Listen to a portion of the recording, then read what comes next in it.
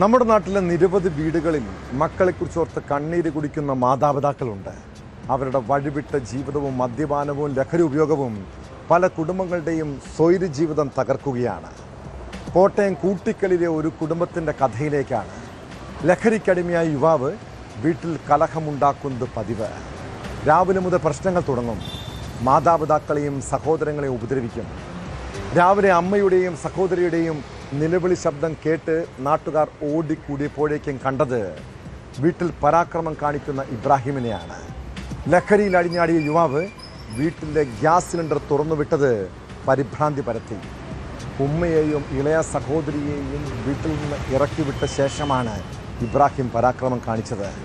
ഒടുവിൽ പോലീസ് ബലം പ്രയോഗിച്ച് പ്രതിയെ കീഴ്പ്പെടുത്തുകയായിരുന്നു.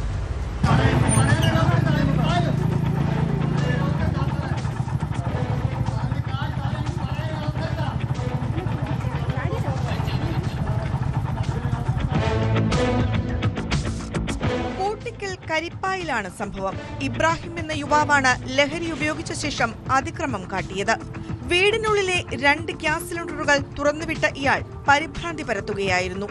രാവിലെ മുതൽ വീട്ടിൽ ബഹളമായിരുന്നുവെന്ന് അയൽവാസികൾ പറയുന്നു. ബഹളം സഹിക്കാൻ കഴിയാതെ വന്നതോടെ ഇബ്രാഹിമിന്റെ മാതാവും ഇളയ സഹോദരിയും വീട് വിട്ടിറങ്ങി. ഇതോടെ യുവാവ് ഗ്യാസ് കുറ്റികൾ തുറക്കുകയായിരുന്നു. വിവരമറിഞ്ഞെത്തിയ മുണ്ടക്കയം പോലീസും കാഞ്ഞിരപ്പള്ളി ഫയർഫോഴ്സും ചേർന്ന് ഇയാളെ അനുനയിപ്പിക്കാൻ ശ്രമിച്ചെങ്കിലും യുവാവ് കീഴടങ്ങാൻ തയ്യാറായില്ല. തുടർന്ന് പോലീസ് ബലം പ്രയോഗിച്ചാണ് പ്രതിയെ കസ്റ്റഡിയിലെടുത്തത്.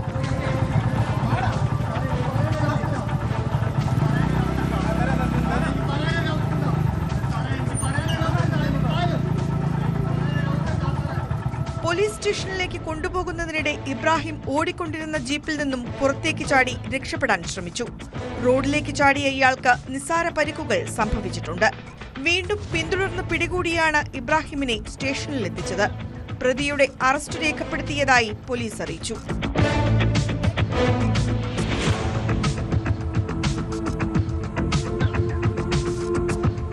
ന്യൂസ് 18 കോട്ടയം. കൂടുതൽ വാർത്തകൾക്ക് news 18 Keralam YouTube channel subscribe ചെയ്യുക.